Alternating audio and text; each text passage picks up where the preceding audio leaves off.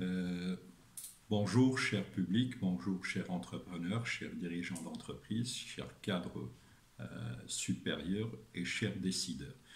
Dans la présente vidéo, je reviens sur les 10 bonnes raisons de ne pas abandonner. Donc, pourquoi je ne devrais jamais abandonner? D'abord parce que euh, abandonner, c'est quelque chose de très facile, que tout le monde peut se permettre, que le commun des mortels peut se permettre, alors que si vous arrivez tout le temps à ne pas abandonner, c'est que vous avez ce trait, cette caractéristique d'entrepreneur. Donc, certains des plus grands athlètes, entrepreneurs et esprits sont des personnes qui, très souvent, ne sont pas connus que lorsque ils abandonnent. C'est là où vous allez avoir les feux de projecteurs qui vont donc les squatter, qui vont chercher à les atteindre. Et donc le processus de passer d'un sous-performant à un surperformant est extrêmement douloureux, difficile et ennuyeux, mais le produit final n'a pas de prix. Donc, à travers cette petite introduction, ce qu'on peut retenir, c'est la chose suivante, c'est que euh, vous pouvez vivre de manière 1, donc vous pouvez venir, donc vous pouvez vivre en mode incognito, sachant que vous êtes déjà célèbre, donc par rapport à votre domaine, par rapport à peut-être donc par rapport à la reconnaissance de vos pairs et la reconnaissance des personnes de votre entourage, mais vous allez devenir une sommité internationale une fois que vous allez décider de vous retirer. Et que la deuxième remarque, c'est que si vous voulez basculer d'une personne qui n'est pas performante à une entreprise performante, donc à une personne très performante, c'est un passage qui va se faire dans la douleur et qui demande des ressources inépuisables. Donc voilà pourquoi la meilleure façon de préparer votre mental, c'est de faire entrer dans votre esprit l'idée que vous n'allez jamais abandonner et que vous avez tout intérêt à vous défendre, vous avez tout intérêt donc à aller très loin. Si je m'inspire ou si je reviens vers l'expérience du football, vous pouvez avoir, donc, et là les téléspectateurs vont toujours, donc vont facilement le reconnaître, c'est que quand vous allez jouer contre des équipes anglaises, sachez qu'elles ne vont pas s'arrêter qu'avec le coup de sifflet de l'arbitre. Donc, tout le temps qu'elles auront, elles vont l'utiliser pour revenir, pour rebondir sur le score et pour vous porter le coup fatal. C'est-à-dire que vous pouvez avoir donc des équipes qui sont menées au jeu, donc peut-être 3, 4, et ne vont jamais baisser les bras.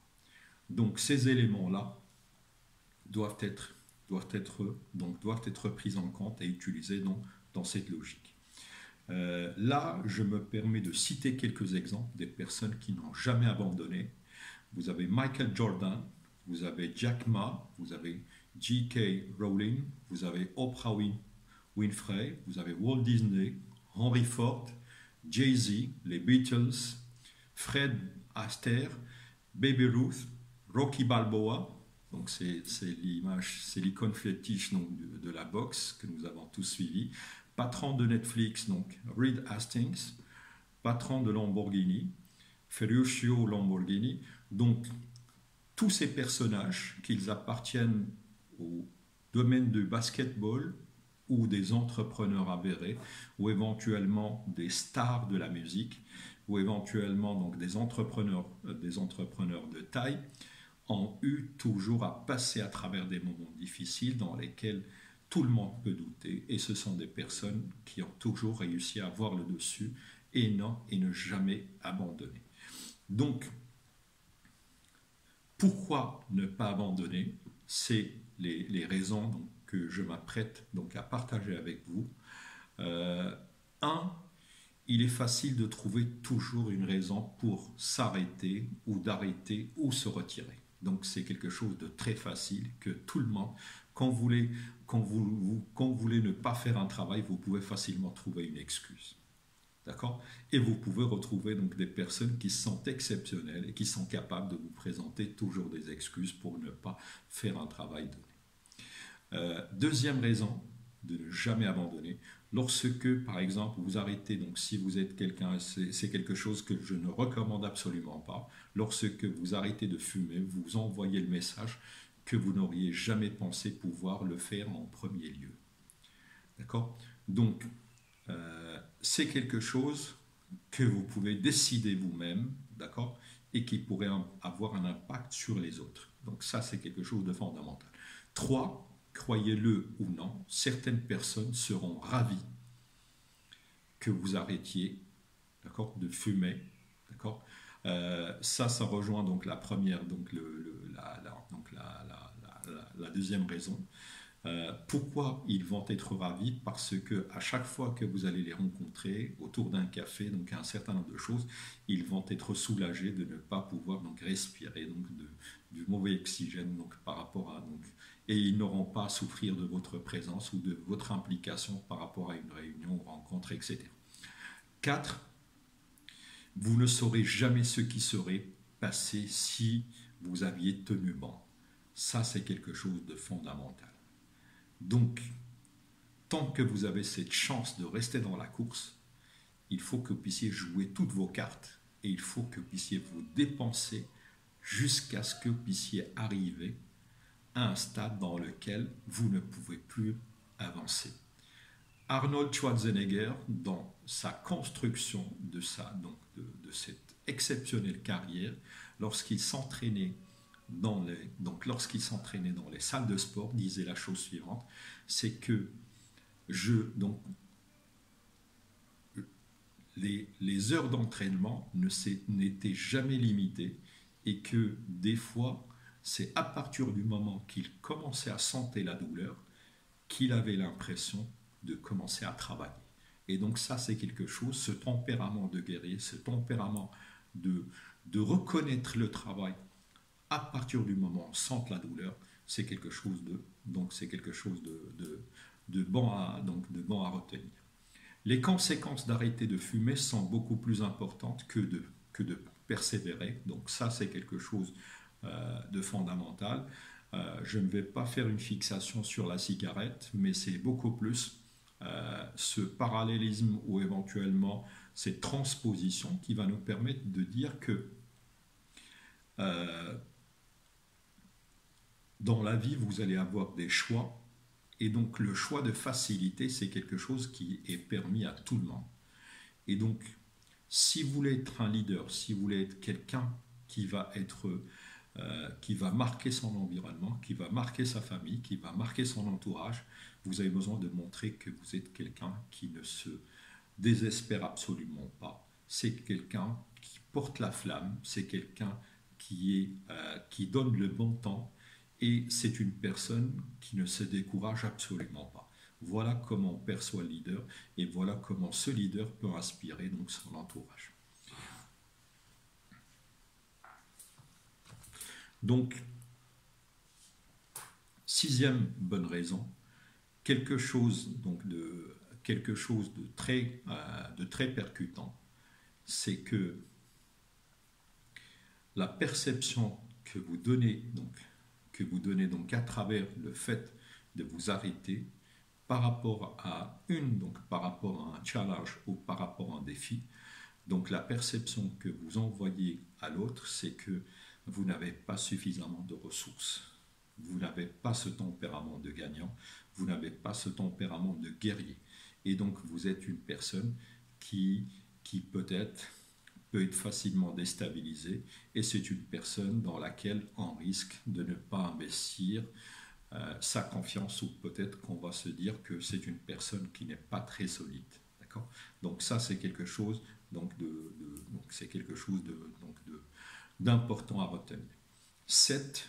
Tout ce qui en vaut la peine demande du temps, des sacrifices et des efforts. Ça, c'est quelque chose de fondamental. Donc, fini le temps d'avoir des choses sans pour autant en payer le prix. Ça, c'est quelque chose qui n'existe absolument pas. Les modèles de réussite qui sont basés sur la raccourci, sur le gain facile, on peut les percevoir comme étant des modèles qui ne sont pas risqués, mais dans la réalité, ce sont des modèles qui sont très risqués, dans lesquels les conséquences peuvent être extrêmement importantes. Et donc, retenez à l'esprit que tout ce qui en va, tout ce qui en vaut la peine demandera du temps, des sacrifices et des efforts. 8. Vous êtes beaucoup plus proche que vous le pensez, donc ça c'est quelque chose de fondamental.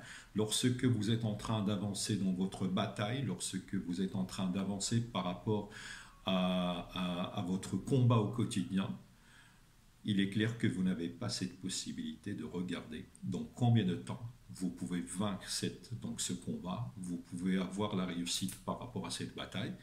Sachez que ce n'est qu'une question de temps, ce n'est qu'une question, je dirais, d'énergie, ce n'est qu'une question de ténacité, combien de temps vous pouvez tenir, d'accord, pour que vous puissiez arriver à vos objectifs.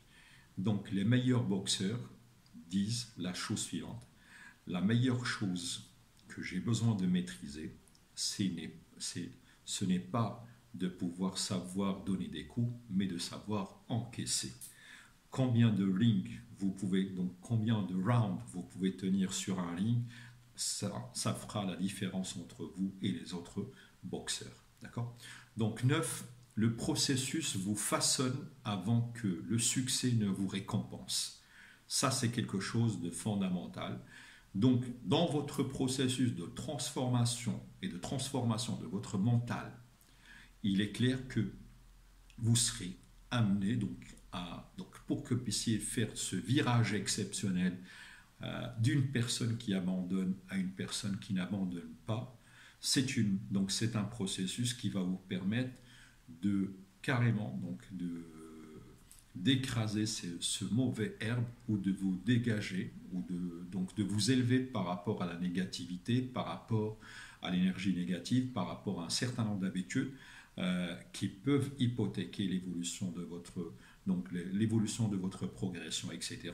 Et donc, avant de rencontrer le succès, vous allez créer d'abord un changement, donc un changement profond au niveau de votre personnalité, au niveau de votre mental, et ce changement va être l'occasion donc de vous redécouvrir, et donc le succès finalement ne va représenter qu'une récompense des efforts, du temps et de l'investissement que vous avez engagé par rapport à un choix déterminé.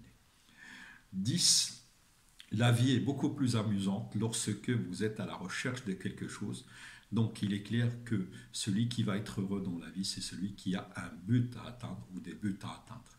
Et donc, plus vous êtes animé de cette détermination, de cette joie de vivre et de cette volonté de remporter des batailles et de gagner éventuellement des combats, plus vous allez rester dans la course et plus vous allez vous sentir très léger, comme un papillon,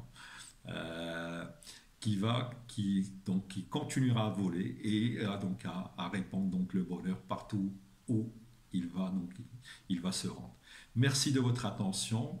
Excusez-moi si j'ai rajouté cette dose de philosophie à la fin, et j'espère vous retrouver dans la prochaine vidéo. Merci de votre attention et au plaisir de vous retrouver.